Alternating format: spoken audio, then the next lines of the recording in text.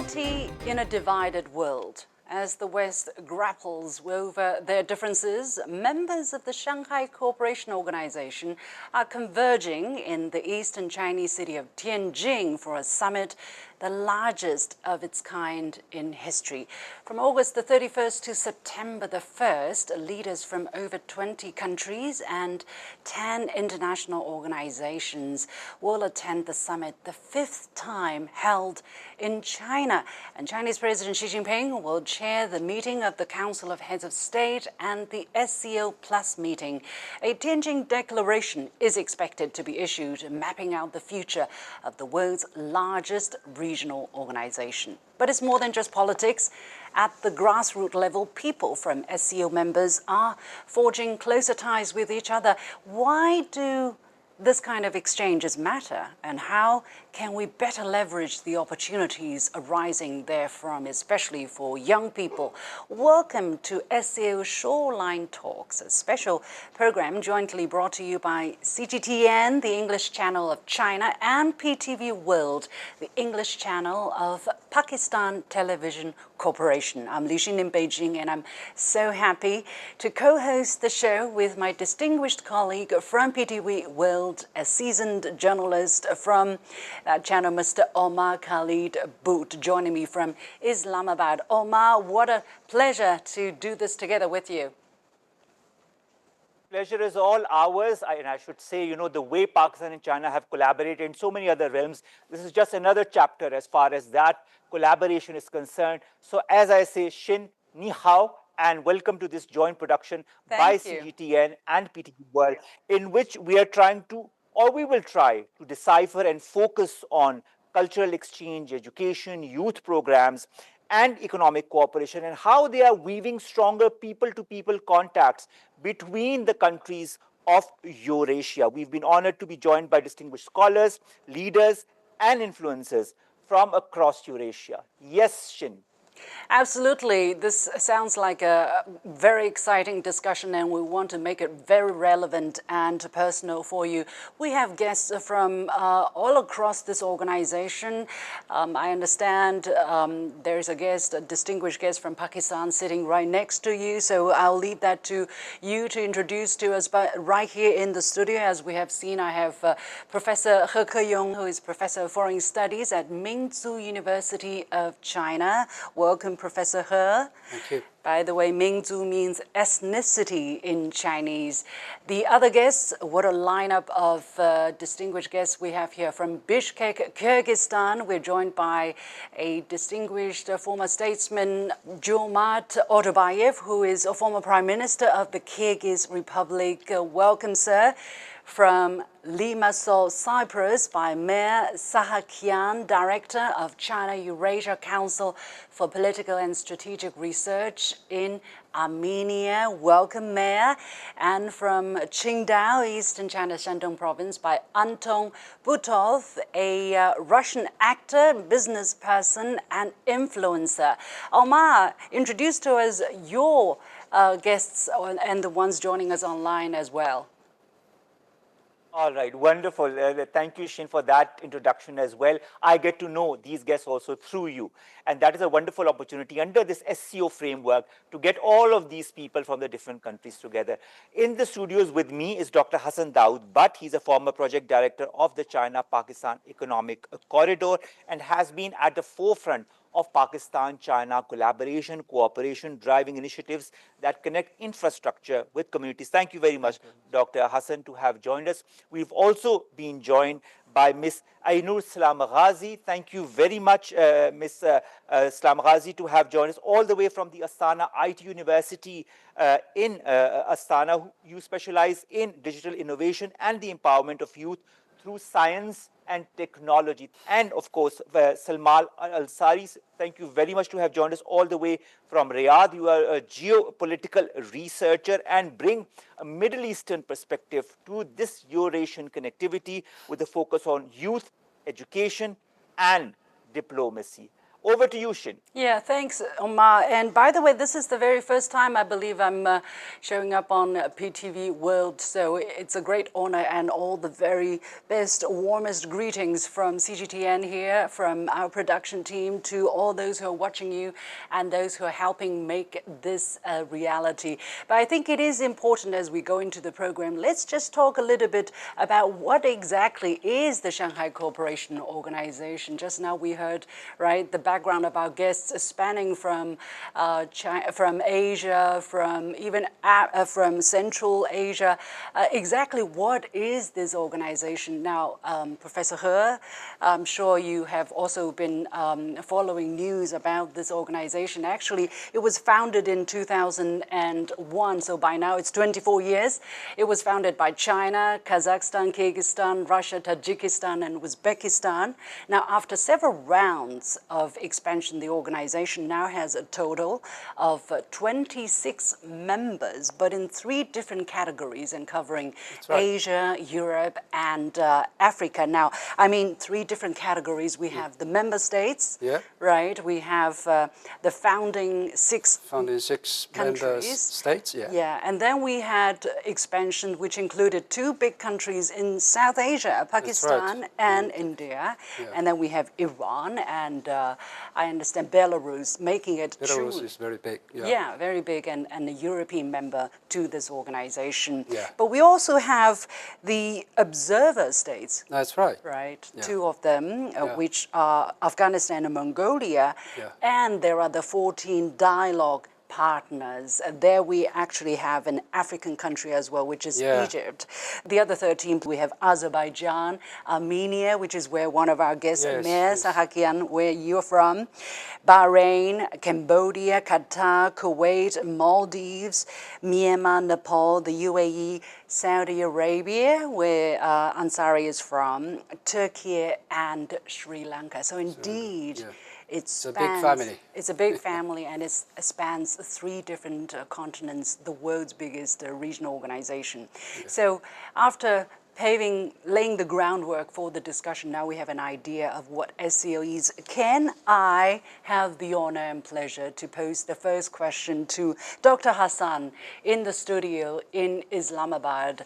Dr. Hassan, I understand the Prime Minister of Pakistan, Mr. Sharif, he has just thanked China for the support China has given to Pakistan in terms of training agricultural talents. I understand this is only part of the people-to-people exchanges between the 2 countries.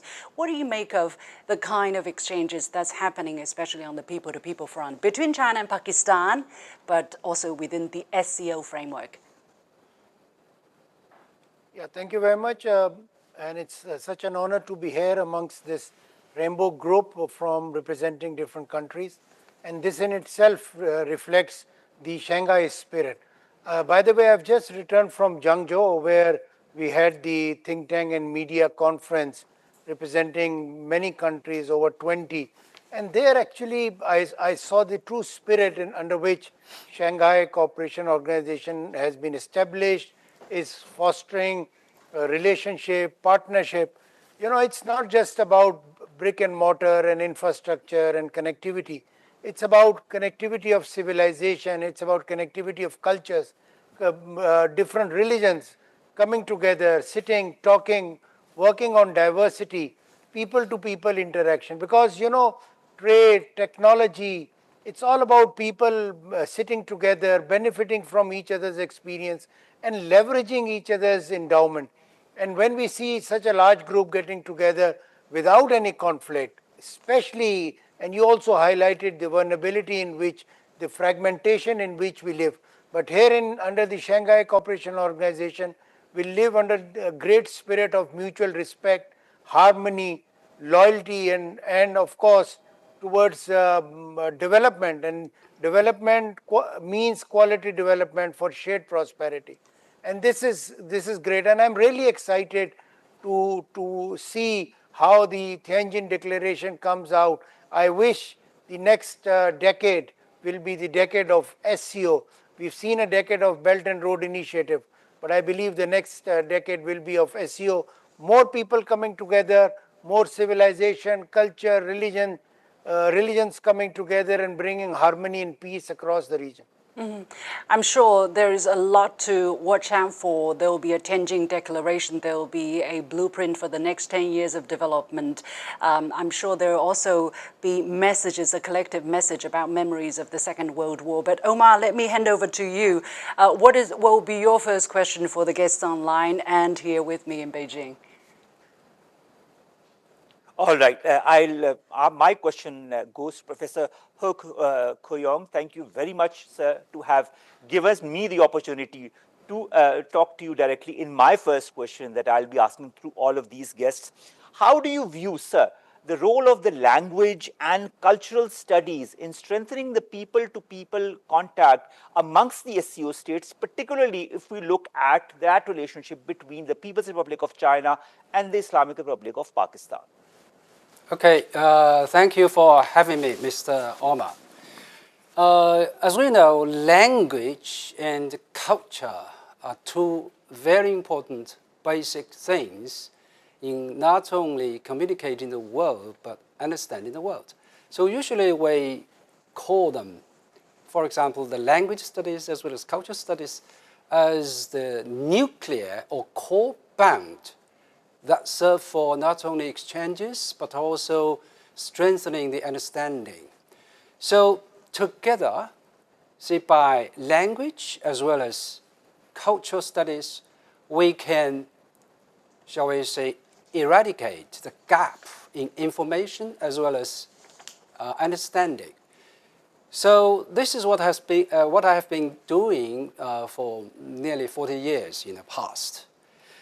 Say, as a matter of fact, see, the languages spoken not only, in scope or SCO member states, but also along the Silk Road, a lot. But if we want to get to the people, if we want to understand the people, we have to learn the language. We had to take care of the languages. And I would like to turn to Mr. Jomat Otabayev. And coming from Kyrgyzstan, what is the significance of us sitting here talking about the importance of understanding each other among ourselves instead of what we always talked about, the West, right? Learning English from Shakespeare, from Hemingway. What is the significance of understanding our part of the world really well for probably the first time in history?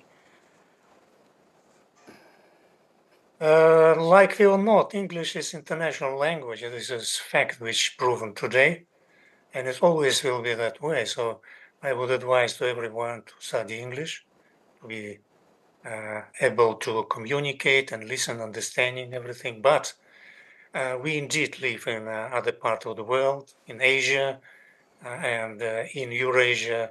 Shanghai Cooperation Organization is biggest institution, which functioning for already more than 24 years.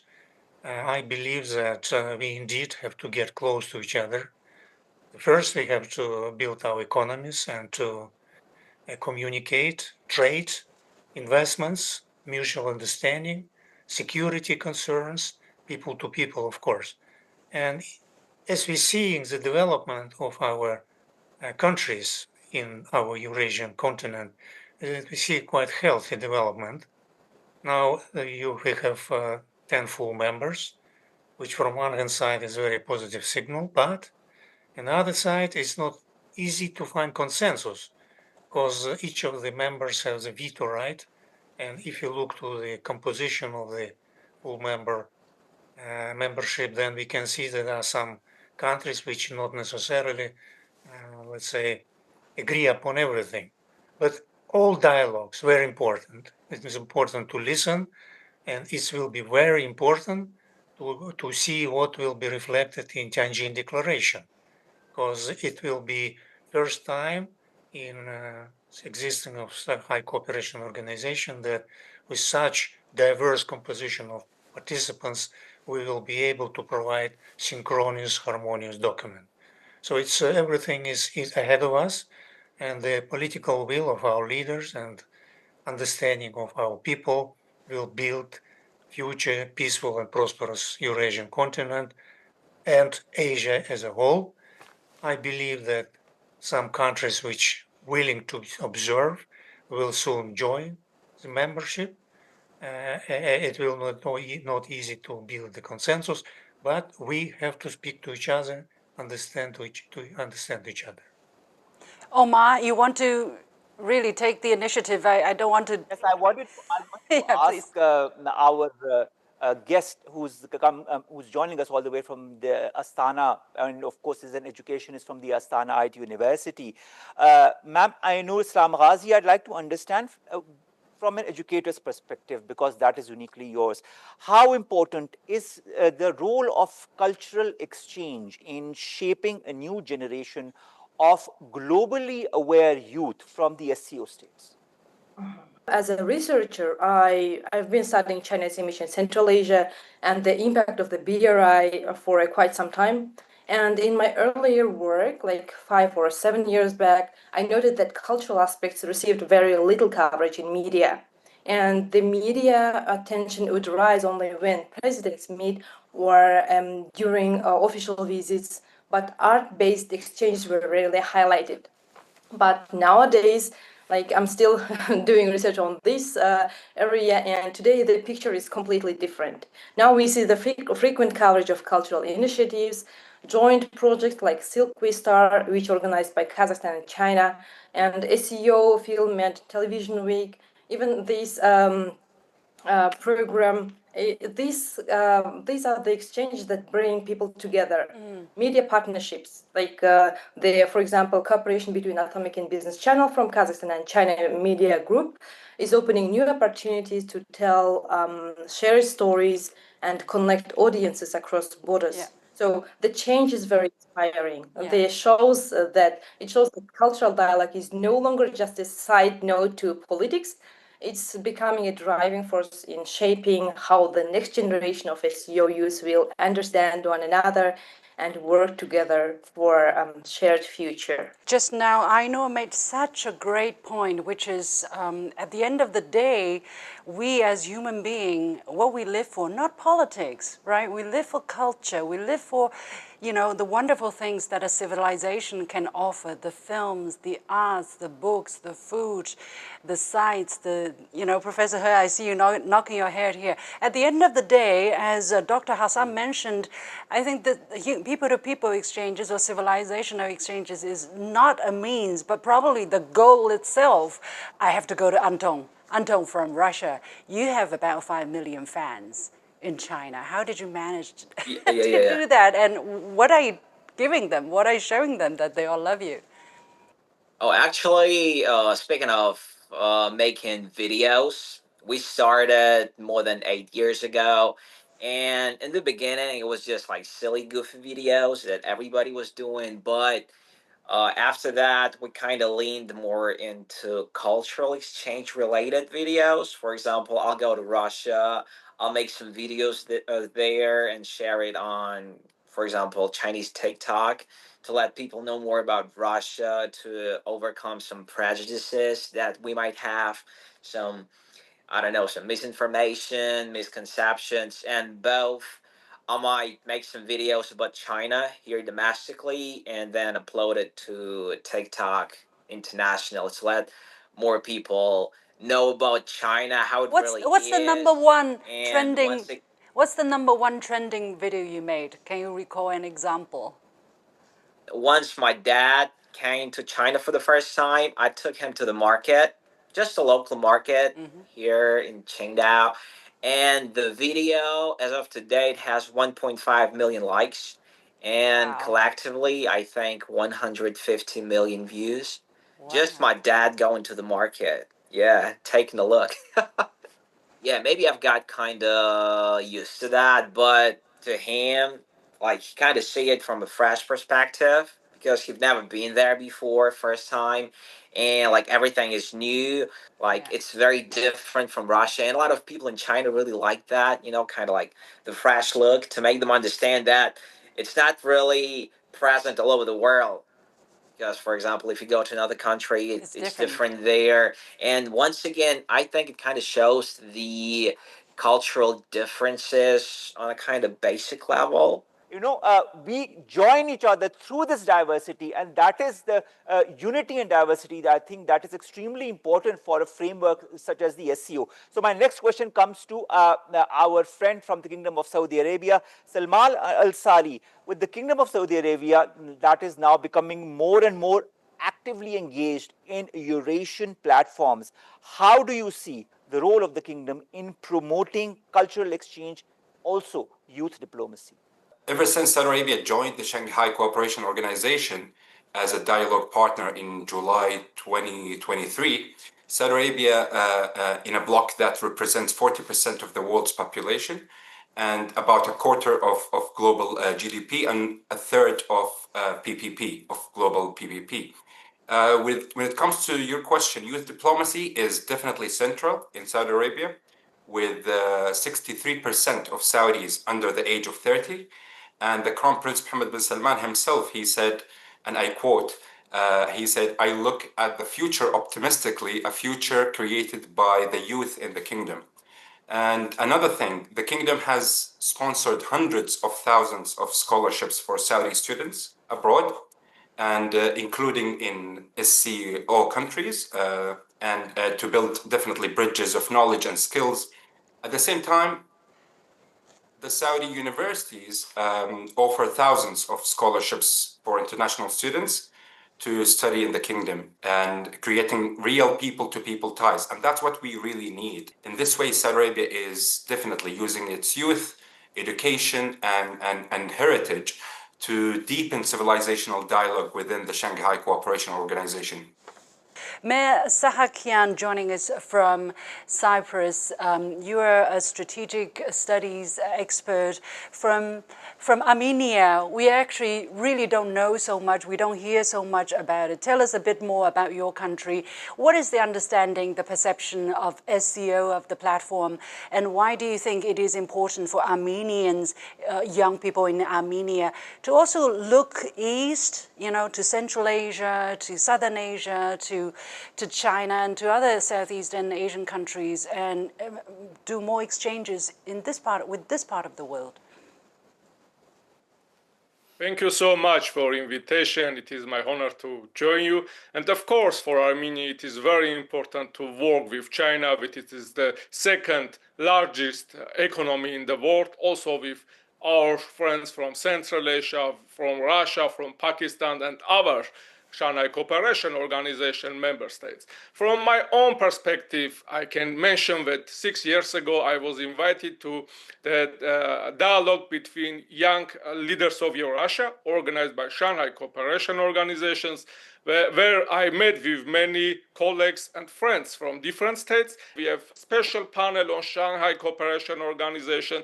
We are bringing recommendations and offers how we can establish more cooperation between our states. And for a long time, we were offering and recommending to Armenian government to apply for full membership. And I want to mention that this year, Armenia applied for full membership, and the Armenian Prime Minister will be in Tianjin, which is a good moment, and I hope that China and our states will approve, and we will stand full member. What's very important when I understand from all this discussion is how collaboration is extremely important and a basic understanding of each other's values, respect, and moving together under a platform that is beneficial for everybody. My question now goes to Excellency Jumat Otobayev, who is, of course, a former Prime Minister of the Kyrgyz Republic. Excellency, first of all, thank you very much to have been part of this gathering, as I can say, of medias and of scholars from different countries. In your point of view, sir, what are the key expectations that you have or others might have from this region, from this SCO summit, as far as enhancing political trust and stability across the region is concerned? So this is a unique opportunity for Chinese leadership to show ambitious plan for the next, not only 1, 2, 5 years, but for 10 years to come. And I think that we will wait with the kind of really urgency the communique of declaration of the meeting in Tianjin to see what would be the plan for next 10 years. And I feel that it's very important that Chinese state television and Pakistani television ignite this discussion about how our young generation, by learning from each other, would drive our organization ahead with win-win-win, many win outcomes. I think that it's very important to provide voice not only for the current summit but for the future. I think it will not be beneficiary for our 10 countries full members, but as well as observers, but also to the rest of the world. And the success of Shanghai Cooperation Organization will be reflected to the new application of the membership. Indeed, what I know that Armenia applied formally to be full member, and only all countries will be deciding whether it will happen this time or next time. But indeed, appetite for joining Shanghai Cooperation Organization is growing around our continent as well as around the world. I really wish to the summit great success, as all people around the world are watching and will be listening carefully what will be output of this summit. Thank you very much for those very kind words, Excellency Jumar, because the fact is that all the countries that form the SCO are very robust in their own perspectives and want to bring their contribution to the SCO.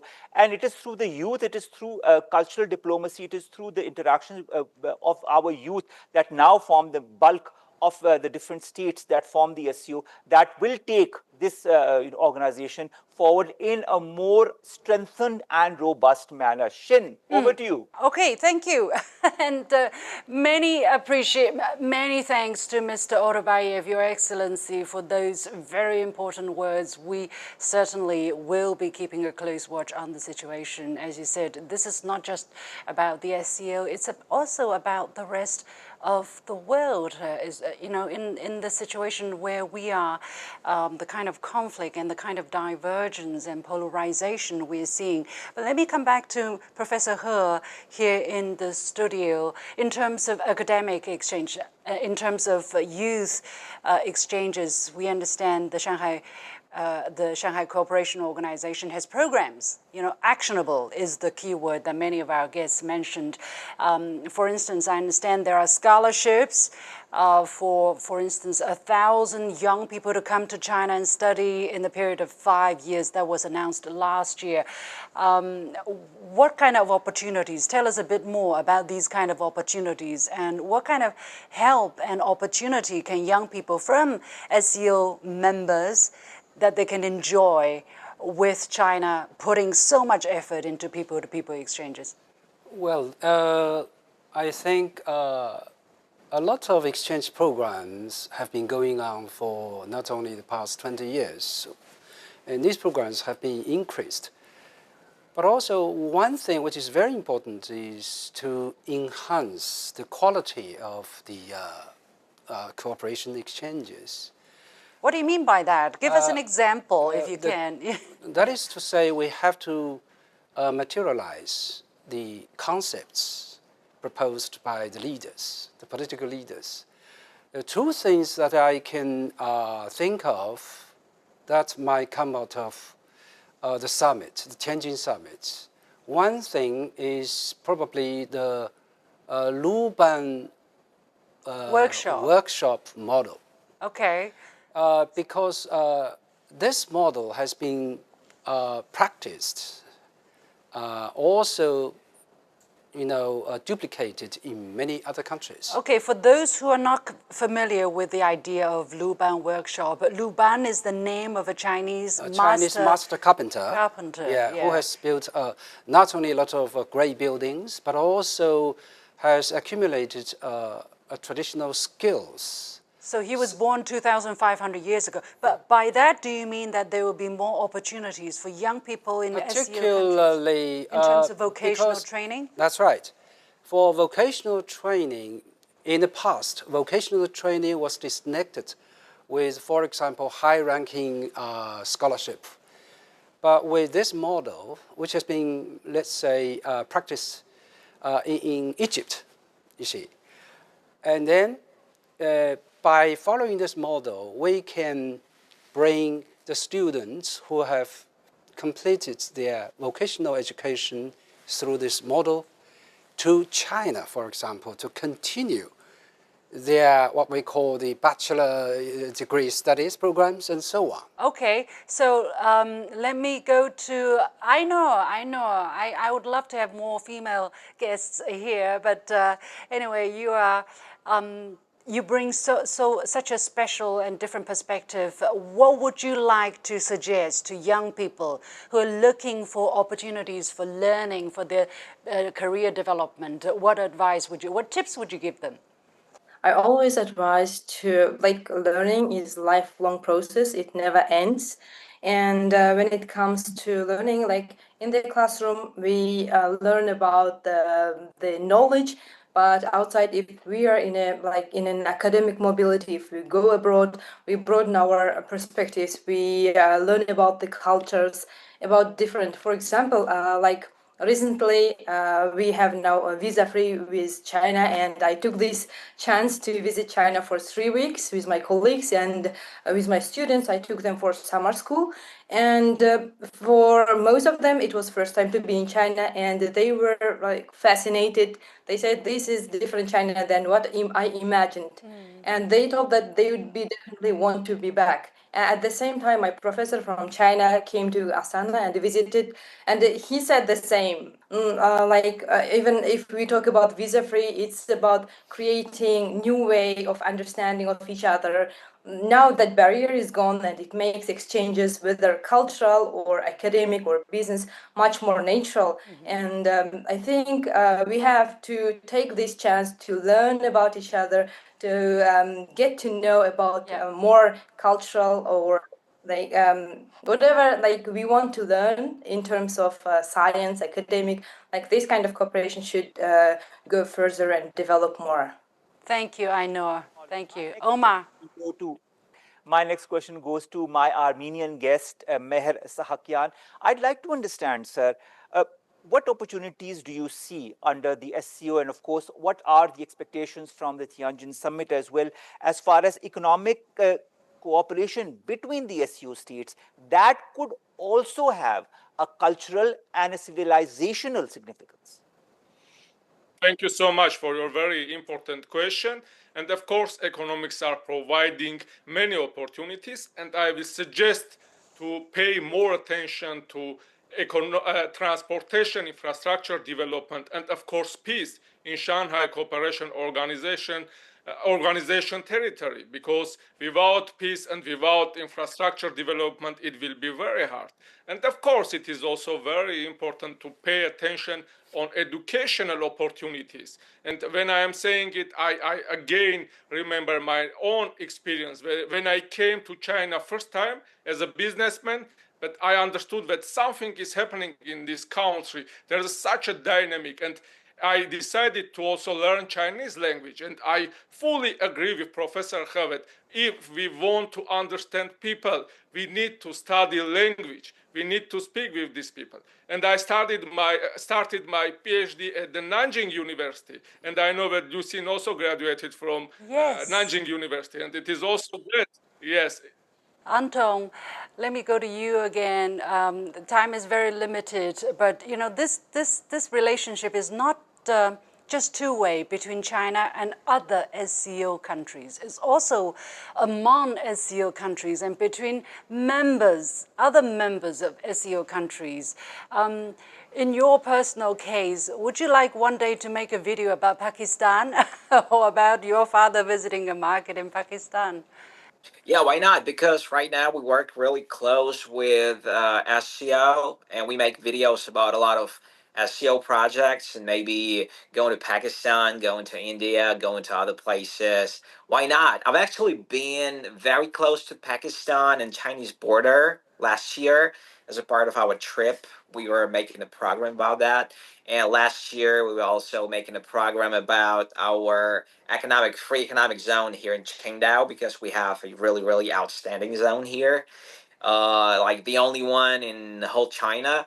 And yeah, there are a lot of projects that we can make, and I was honored last week to go to Lubang Workshop headquarters in Tianjin and speak to the head of the whole program, Mrs. Li.